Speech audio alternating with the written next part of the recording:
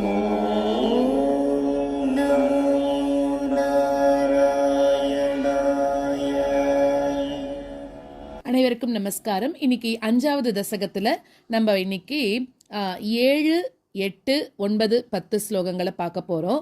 7வது ஸ்லோகத்துல என்ன சொல்றார் அப்படின்னாக்க, முதல்ல இருந்து நம்ம சொல்லிட்டு வந்தோம் இல்லையா, மூல பிரகிருதி வந்தது, அதுல இருந்து மகத் வந்தது, மகத்துல இருந்து அகங்காரம் வந்தது, அந்த அகங்காரங்கள் வந்து சாத்விக அகங்காரம், ராஜச அகங்காரம், தாமச அகங்காரம் அப்படின்னு இருந்ததுன்னு சொன்னோம்.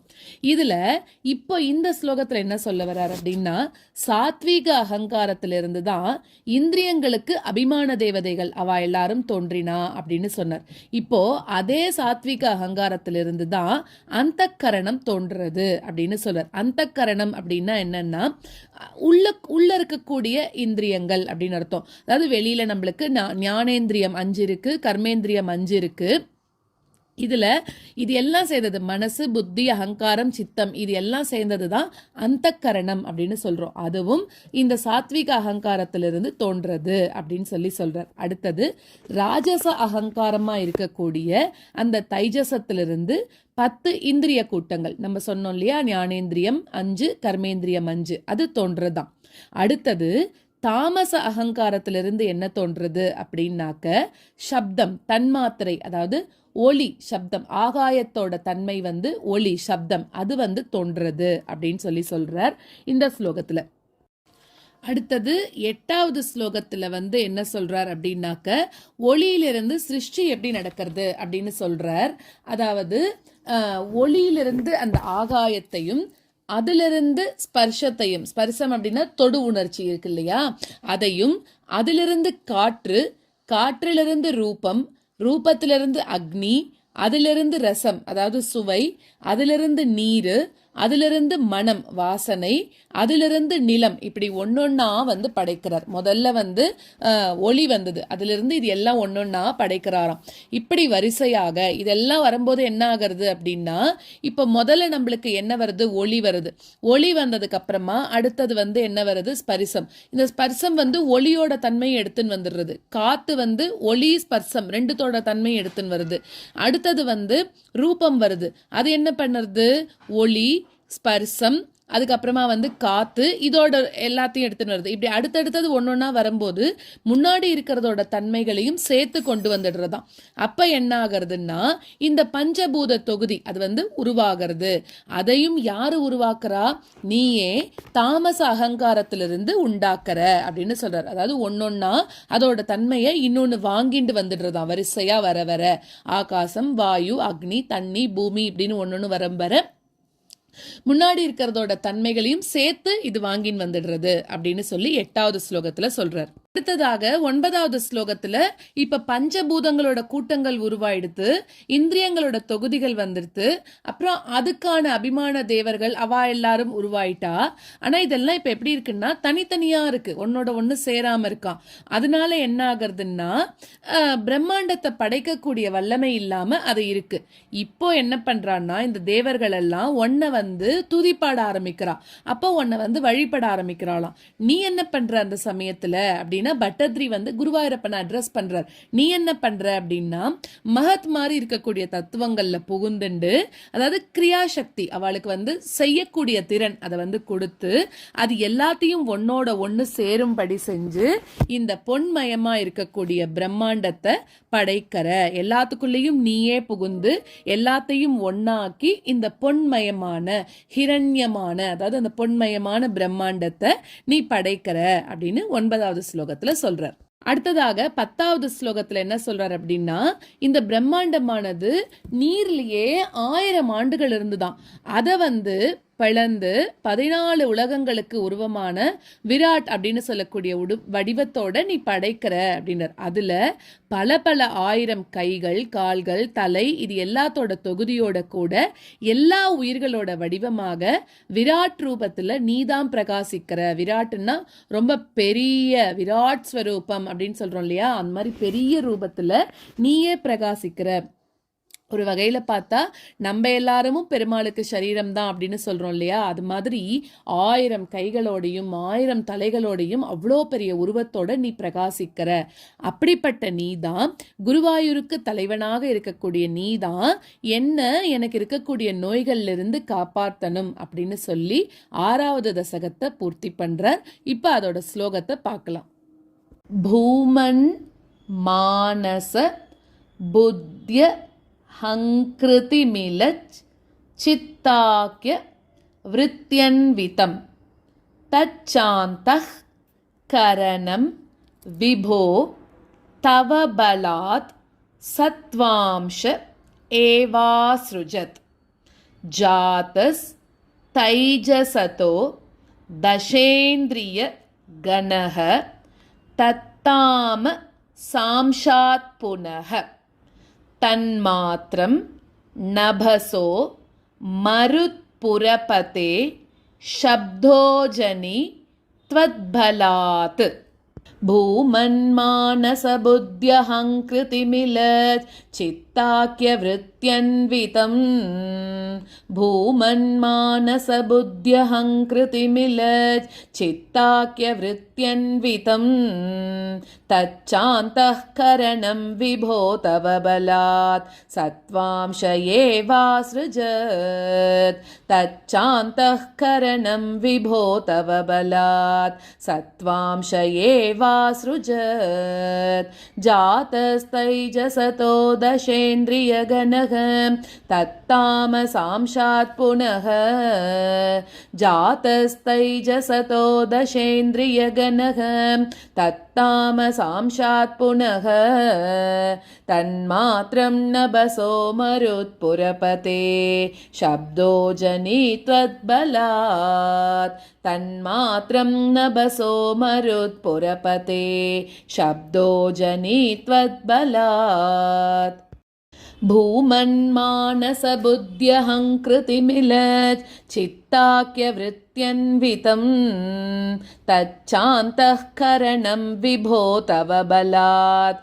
सत्त्वांश एवासृजत् जातस्तैजसतो दशेन्द्रियगणः तत्तामसांशात् पुनः तन्मात्रं नभसो मरुत्पुरपते शब्दो जनि त्वद्बलात् भूमन्मानसबुद्ध्यहङ्कृतिमिलत् चित्ताख्यवृत्त्यन्वितं तच्चान्तःकरणं विभो तव बलात् सत्त्वांश एवासृजत् जातस्तैजसतो दशेन्द्रियगणः तत्तामसांशात् पुनः तन्मात्रं नभसो मरुत्पुरपते शब्दो जनि त्वद्बलात् शब्दात् व्योम ततस् ससर्जित विभो स्पर्शं ततो मारुतं तस्माद् रूपमतो महोत च रसं तोयं च गन्धं महीम् एवं माधव पूर्व कलनाद आद्याद्य धर्मान्वितं भूतग्राममिमं त्वमेव भगवन् प्राकाशयस्तामसात् शब्दाद्व्योम ततः ससर्जित विभो स्पर्शं ततो मारुतं शब्दाद्व्योम ततः ससर्जित विभो स्पर्शं ततो मारुतं तस्माद्रूपमतो महोत च रसं तोयं च गन्धं महीम् तस्माद्रूपमतो महोत च रसं तोयं च गन्धं महीम् महीम् एवं माधव पूर्वपूर्वकलनाद् आध्याद्यधर्मान्वितम् एवं माधव पूर्वपूर्वकलनाद् आध्याद्यधर्मान्वितम् भूतग्राममिमं त्वमेव भगवन् प्राकाशयस्तामसात् भूतग्राममिमं त्वमेव भगवन् प्राकाशयस्तामसात् शब्दाद्योम ततः ससर्जित विभो स्पर्शं ततो मारुतं तस्माद्रूपमतो महोतचरसं तोयं च गन्धं महीम् एवं माधव पूर्वपूर्वकलनाद् आद्याद्यधर्मान्वितं भूतग्राममिमं त्वमेव भगवन् प्राकाशयस्तामसात् शब्दाद्योम ततः ससर्जित विभो स्पर्शं ततो मारुतं तस्माद्रूपमतो महोतचरसं तोयं च गन्धं महीम् एवं माधव पूर्वपूर्वकलनाद् आद्याद्यधर्मान्वितं भूतग्राममिमं त्वमेव भगवन् प्राकाशयस्तामसात् एते भूतगणास्तथेन्द्रियगणा देवाश्च जाताः पृथक् नो शेखुर्भुवनाण्ड निर्मितविधौ देवैरमीभिस्तदा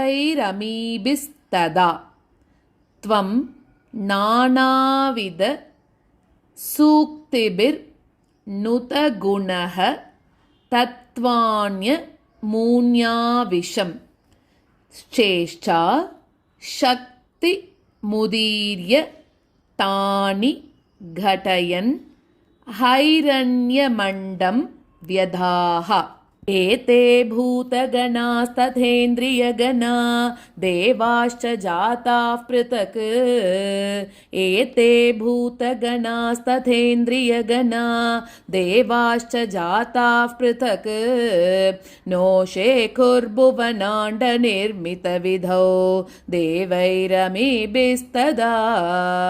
नो शेखुर्भुवनाण्डनिर्मितविधौ देवैरमीभिस्तदा त्वं नानाविधशुक्तिभिर्नुतगुणः तत्त्वान्यमून्याविशम् त्वं नानाविधशुक्तिभिर्नुतगुणः तत्त्वान्यमून्याविशम् श्चेष्टाशक्तिमुदीर्य तानि घटयन् हैरण्यमण्डं व्यधाः श्चेष्टाशक्तिमुदीर्य तानि घटयन् हैरण्यमण्डं व्यधाः एते भूतगणास्तथेन्द्रियगणा देवाश्च जाताः पृथक् नो शेखुर्भुवनाण्डनिर्मितविधौ देवैरमीभिस्तदा त्वं नानाविधसूक्तिभिर्नुतगुणः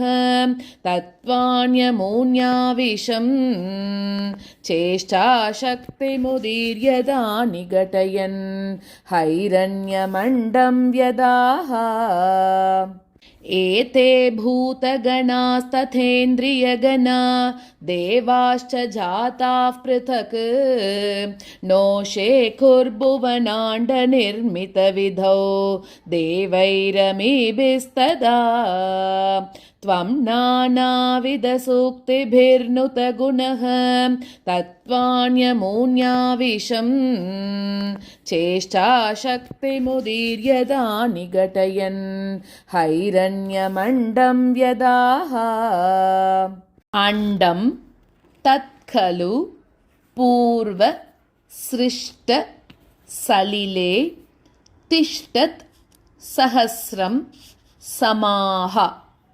निर्बिन्धन् कृताश् चतुर्दश जगद् रूपं विराडाह्वयम् साहस्रैः കര പാദ മൂർധ നിവഹൈഹി നിശേഷ ജീവാത്മകോ നിർഭാതോസി മരുത്പുരാധിപ സമാം ത്രായസ്വ സർവാമയാത്.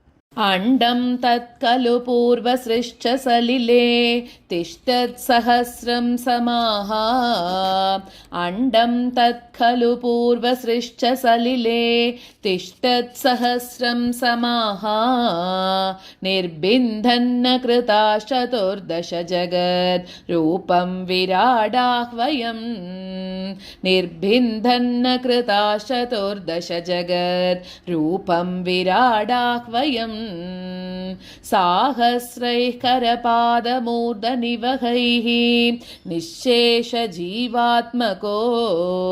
സാഹസ്രൈഃ കരപാദമൂർധനിവഹൈഃ നിശേഷ ജീവാത്മകോ നിർഭാതോസി മരുത്പുരാധിപ സമാം ത്രായസ്വ സർവാമയാത്. നിർഭാതോസി മരുത്പുരാധിപ സമാം ത്രായസ്വ സർവാമയാത്.